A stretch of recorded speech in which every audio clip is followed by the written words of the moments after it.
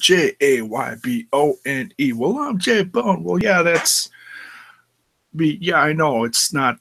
Yeah, I changed it. I'm live. I'm not going to do this and quote the Beastie Boys. I'm a little smarter than that. What's that? It's not as good as what Elias did in the ring tonight when he was. Dude, that's messed up. Always breaking my balls. Welcome back, everyone. J-Bone here for Smash This Podcast. Yeah, been a while. It's been a minute since I talked about some WWE on here. What was the last stuff I talked about on here? The Mae Young Classic. And it's been a while since we've had a pay-per-view. What, just over a month? Nice little break after SummerSlam. And I just haven't had nothing else to talk about besides the Mae Young Classic. You know, I could have done a Bobby Heenan tribute on here. Excuse me, but I did one on the sidebar with Dizzy from Ramblin' About Wrestling podcast. So go over to the Ramblin' About Wrestling podcast if you want to hear my views on the passing of Bobby the Brain Heenan. So yeah, tonight was WWE No Mercy 2017. Went 4 out of 8 in my predictions. What predictions? Yeah, I did predictions on the Ramblin' About Wrestling show, and that's one thing I try not to do lately is repeat myself. Like if I do something here, I don't want to do it over there. Or if I do something over on the Ramblin' channel, I don't want to do the same thing here. So that's one thing I've changed a lot. I've always done doubles, something here and the same thing there. I'm not doing that anymore, unless it's like something majorly important like Mania, you know, something like that. But yeah, let's talk. I'm not going to run over everything, but it's some of the highlights that I liked. In fact, I just watched the pre-show because I missed it live before the main card, you know, the main show, No Mercy. I loved Elias Samson's, Elias. Sorry, he's not called Samson anymore. It's just Elias. Yes, I am a card-carrying member of the Elias brand. It's in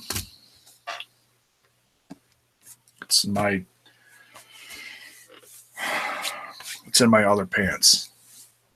Shut up! I am wearing something. Just shut your mouth over there. It's nasty talk on here. My goodness. Loved the Elias versus Apollo Crews match. You know, because I watched the highlight thing on YouTube, and then once I watched that, I wanted to watch the whole thing. And the performance. Cole compared Elias's performance to Springsteen at the Coliseum or something. Oh my God. Cole, you're oh, you are killing me. But Elias won. I actually got so that made me well, before I knew it, I was 1 for 1, so that was nice. Not so good the rest of the night, but whatever. It is what it is. You know, I don't do that for, you know, making money. I don't bet on these like, you know, a moron would bet on professional wrestling. But I know people do it out there because whatever. To each their own, I guess. The Intercontinental Championship match, I was all right. Kind of thought the Miz Taraj would get involved and cause some interference for Jason Jordan trying to get the Intercontinental Championship. So yeah, Miz retains. And wow, the crowd, by the way, the crowd was hot tonight. They started out hot and ended hot. They loved Elias. Okay. And they really put over Elias throughout this entire match, like more than it was almost ridiculous. Like, I'm a fan of his, but they put him over so much you would have thought Cruz was a heel. Okay? It was crazy how much they did. So it's like they're really trying to put him over, but he had a great match tonight for an athletic guy like Apollo Crews, who is very talented in the ring, and someone who has like a real simple, old school, in my opinion, um, um, you know, move list like Elias. Nothing too special. He just moves good in the ring, and I feel like he does his stuff well. Just tremendous athleticism. Jason Jordan did great against the Miz too, even though he didn't win. Miz put on a hell of a match. And then let's see, Bray Wyatt versus Finn Balor. I was trying to remember who won the first one, and I could not remember. I thought the Demon won. I'm not gonna look. Thought the Demon won, and then I'm like, okay, well, that means that Bray Wyatt's going to win this one because they usually do some kind of 50-50 booking. But Finn Balor won. Kind of thought maybe we'd get something from Goldust during this match. Like, he'd be out there and might be different. Like, he's Goldust, but he's not Goldust anymore. He's something. I don't know. I don't want to overthink this as I'm, booking it in my head. But if I did do something different with this, I would align Goldust with Bray Wyatt just for something different, which it wouldn't be Goldust anymore. It'd be Dustin Reynolds and Bray Wyatt. Those two guys, like, tag team or something, just something different. Because Goldust is just damn good. He's most healthy he's been in decades. He's 10 years sober now or whatever. I think those two could really do something positive together. Let's see. Raw Tag Team Championship match between the tag team champs Ambrose Rollins versus Sheamus. Cesaro and Sheamus. In my opinion, match of the evening.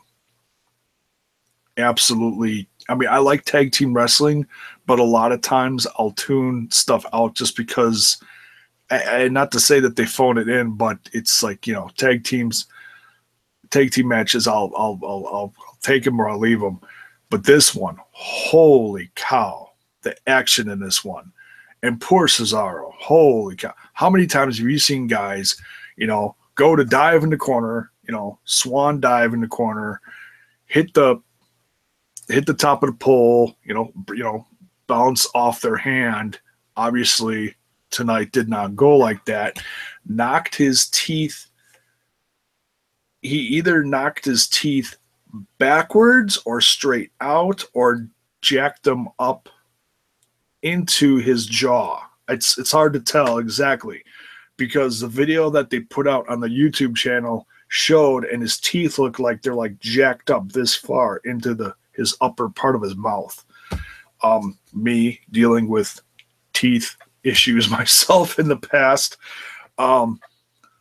that's not fun. That is just not fun. That's crazy, and I feel for Cesaro to get your teeth jacked up, which just makes your whole freaking head hurt, and then finishes the match. I'm thinking, okay, there's going to be a quick finish. Unfortunately, no. He finished the match. He kicked ass. Took a couple breathers, to either wipe blood or get checked on by the doc, and after he had stitches right here, because it looked like he had like stitches along the inside or just right on the edge of the lip or something in that video that they just put on YouTube now. And so, between getting the stitches And then, emergency dental surgery. Oh, yeah, we've seen a few teeth fly this year. Miz had a few. Oh God, I can't remember what the hell those are called. They're the fake pretty teeth you put over your bad teeth, whatever they're called. The pretty teeth, whatever. He's had a few of those knocked out. I think Jeff Hardy had a couple knocked out, and I know I'm missing something. But yeah, we've had a few dental issues this past year in the WWE. Oh, just yeah. But yeah, hats off because definitely match of the evening in my opinion.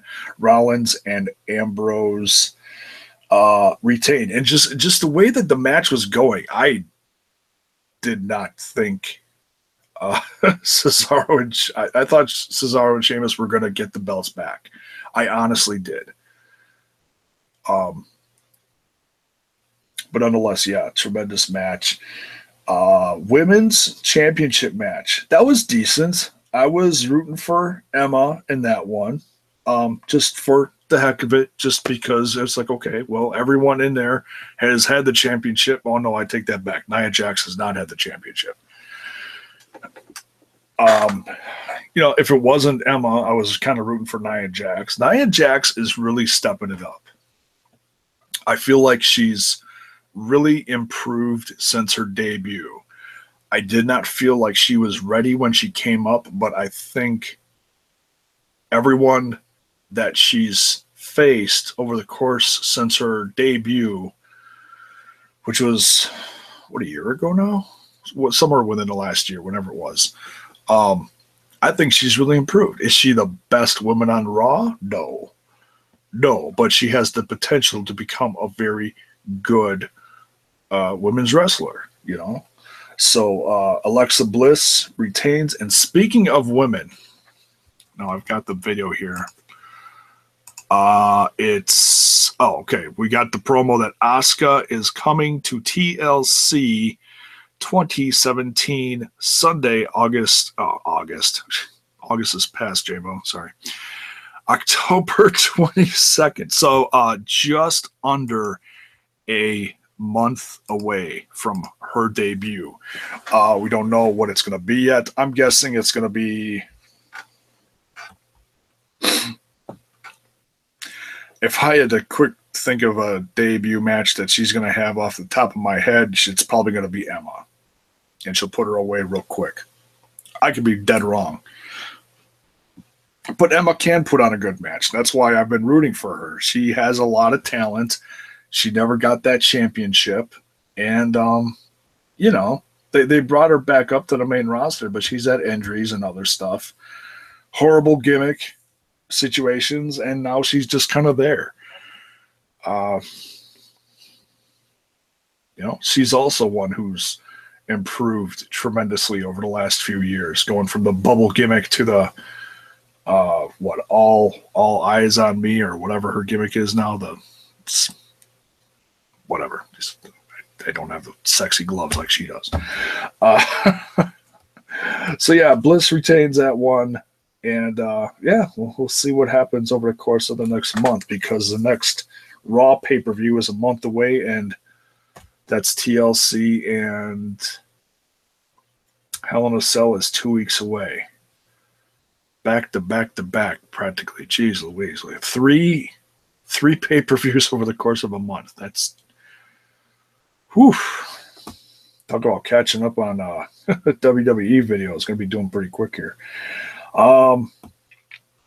Bliss wins. Roman Reigns versus John Cena. The match started out real kind of to me, but I was like, come on, this is a WrestleMania worthy matchup between these two big personalities on the Raw roster, and I felt like they should have done something more. And of course they did the spear through the table, and that was great, and that kind of made up for it a little bit, but I felt like those two really could have done a lot more. And maybe it is because of what Cena sounded like on the post show on Raw Talk, talking about, he was very, how do I say? He was very non-specific about his future. He said he's not retiring, and considering how he acted after that match, it's like, oh, okay, yeah, he's going away again for a while. If he's not, I'm shocked because that's how he acted. And I know he's got that movie he's got to make, the Transformers, whatever, Bumblebee. He's doing, I don't know if it's a voiceover or if he's actually in the movie. I have no idea. But nonetheless, I know he's got that coming up, so he can't get too banged up before he does that. So maybe that's why they did the match they did. They tried to put on a decent match, but not too much that where he's going to be like, oh, I have to postpone doing the movie now. I get it. You're a multitask guy. So, but yeah, it also bears a question. How long is Big Match John going to be around? Might actually do a video separately on that somewhere in the near future, depending on whether or not he sticks around or not. But I have a feeling he's going to be saying goodbye for a while. That's the feeling I get. I could be wrong, but that's the feeling I get after how he presented himself after the match and what he said on Raw Talk. And if you didn't listen to it, you should go check it out because, well, Enzo Amore is just annoying as hell on there. Bliss is easy on the eyes. But John Cena's little talk with the King and geez Louise, don't grow old, kids. What the hell's her name? I almost said Emma. Anyways, Dean Ambrose's wife. Whatever. Anyways, it'll come to me and I'll kick myself for forgetting an alive Smash This Podcast Google Hangout. It was an okay match. Roman Reigns won. I had a feeling he was going to win because it felt like that passing of the torch, even though John Cena was very specific after the show in saying that this wasn't a passing of the torch, this was a torch that he took. That was one of the specific things he said, and that's a very interesting way to put it. Still putting over, Roman Reigns. And I am a Roman Reigns fan. I know a lot of it's like the cool thing now is to hate John Cena and hate Roman Reigns. Whatever. If you're a Shield fan and you hate Roman Reigns now, I don't understand. The guy is one of their top performers. And yeah, he has become one of those John Cena-esque type guys where he's got like the 5 moves of doom, but it's what he does and he performs well. The guy is one of the hardest working guys in the company, and I respect that, So whatever, you're gonna hate on him, you're gonna hate on him. But then that's your thing, and that's what gets you through the day. But whatever. The WWE Cruiserweight Championship. Chuckling as I start talking about this. Oh my God. Really, I tweeted earlier tonight during that match. It's times like this that I really miss Austin Aries. Was he difficult to work with? Maybe. But damn, those 3 matches that those two put on together compared to this hot mess that was right before the headlining match,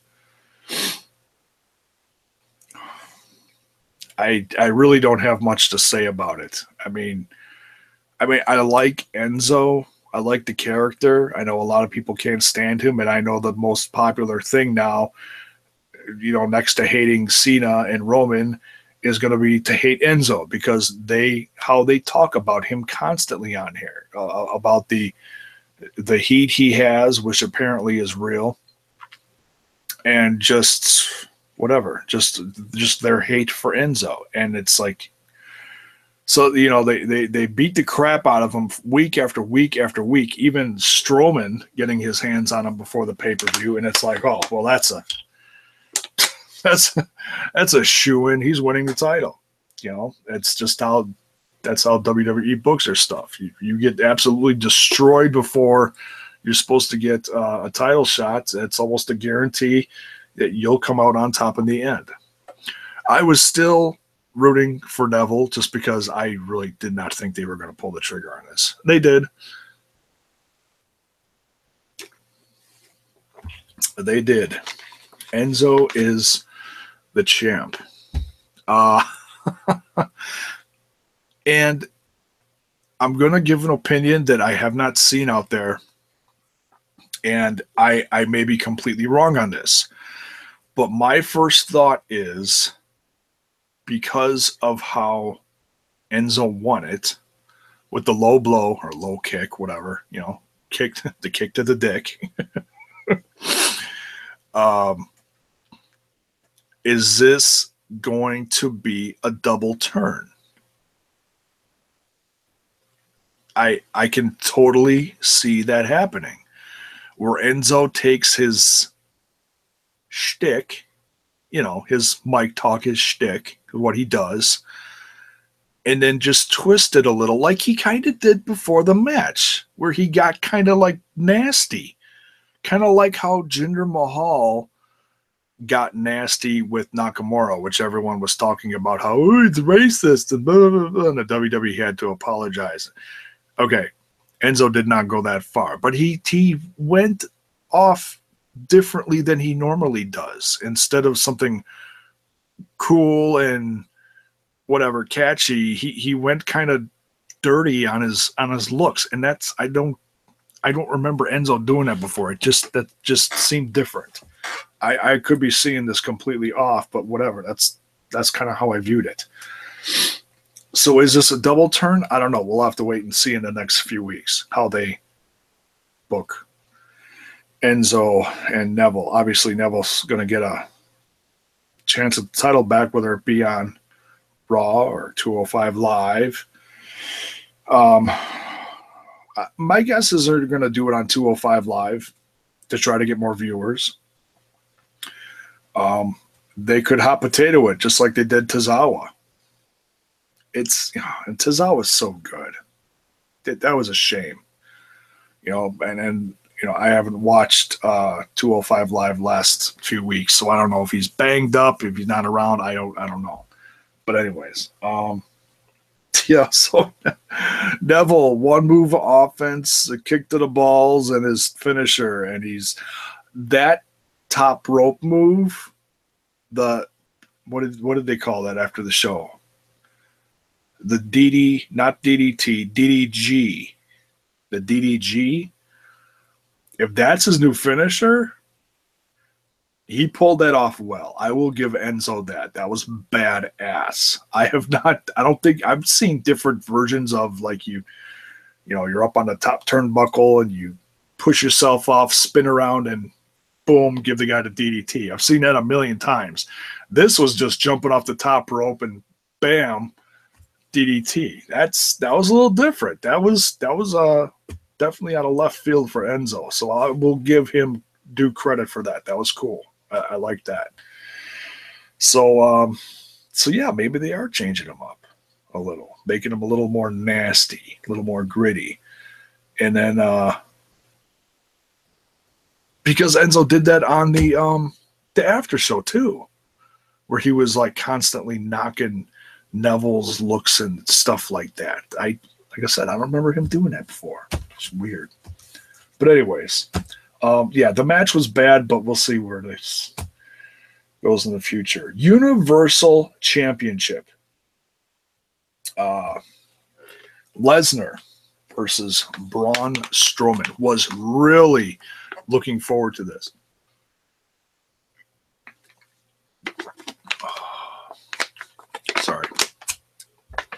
throat's killing me. Did not get quite as long as a match as I wanted, but we got a solid 10 minutes out of them, which hey, you can compare everything Brock's done lately to his stuff with Goldberg. That was a few seconds. I felt like Braun and Brock, compared to what Brock has done in the past, put on a damn good match. Braun is also improved greatly in the ring within the last year or whatever it was since his debut. He's in much better shape than he was when he debuted with the Wyatts. And I swear to God, every time they zoom in on him and he's like, I peed on my leg a little, just a little bit, and which was painfully obvious that Heyman was doing that too, because he was standing funny. So Strowman, what a freaking beast. I look at Strowman and I think of the old school big guys back from when I first started watching professional wrestling back in the golden era of the WWF.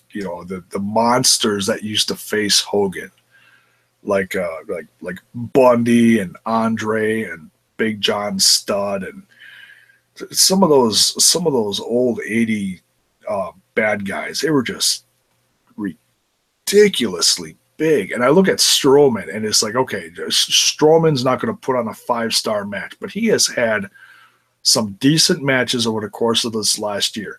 I loved his feud with Reigns. Absolutely loved it. Some people say it was way overdone. I felt like the buildup was just good enough between the little injuries here and there between the two of them, spaced it out enough. And I felt that was where Strowman really grew as a performer in the ring and just all around, On the mic, he doesn't have to do much. He could just, yell at you, and he's got that voice that's just like, oh my God, he is legit, scary big guy, which is, how often do you see that? A guy his size, like a classic Big Show when he first started, similar to that. So yeah, great match. Lesnar retained. I kind of thought Strowman was going to win, because I still had it, thought in my head that, the little rumors about Lesnar going away, maybe he'll drop the title to go have a UFC match. Excuse me. Later this year in a few months or something. Who knows? He might still do that. Who knows? But yeah, solid. Would I have booked this show a little differently? Yeah, but was the show good? Yeah, and a solid crowd that didn't sit on their hands too much. That was pretty lively through the whole thing, So that was cool. So yeah, overall, I give this at least for a grade, I'll say like a B. I wouldn't say if all the matches came out exactly how I wanted, I probably would have given it an A, because it would have made sense up here. But whatever. Not a lot of things make sense up there lately. Shut up. Be nice. All right, so that's it for this one. WWE No Mercy 2017 is in the books. And what's next? Hell in a Cell in 2 weeks. So yeah, considering there's going to be a lot more pay-per-views over the next 2 to 4 weeks, yeah, you might actually hear some more from me on here regarding WWE related stuff. But I have been, doing more Lucha Underground and Impact Wrestling show reviews, because that's just, It's not that I'm not interested in the WWE. I still watch it. I still watch it every single week. I'm just a lot more excited for what I'm seeing on the other shows. Even though we're only getting 4 more shows of Lucha Underground, I shouldn't jinx myself. I'm hoping we get a season 4, but it's not looking good, folks, unless they surprise us with something. Who knows? But yeah, I like what's going on in Impact Wrestling. All the new guys, Mundo's on there, Taya, the AAA guys are bringing in. I dig it. You know, it's something fresh. You know, it's not perfect, but it's something different. Because man, just sometimes the WWE, they just show the same shit all the time. It's crazy. So yeah, like I said, that's it for this one. Thanks for watching. Give the vid a like. Give the channel a sub. Excuse me. Give it a sub. Share it with your friends. Hopefully I'll get this throat issue taken care of. Thanks for bearing with me through this. Just don't know. It's just one of those, I don't know. It's not a cold. I don't know what the hell it is. But ring that bell for notifications, because God knows YouTube just, they flag all my videos and tell me I can't monetize them, and say unless it's got 1,000 views, they're not going to review it until God knows when. So they've been doing that to every single one of my videos lately, because they just love me. Little old me. Why me? I don't know. Little fish in a big ass pond, and they pick on me. Still here, not going anywhere. Yep. You wish I what? Go to bed. All right. That's it. I'm out of here. Thanks for watching. Share it, like it, sub it, and see you soon. Good night.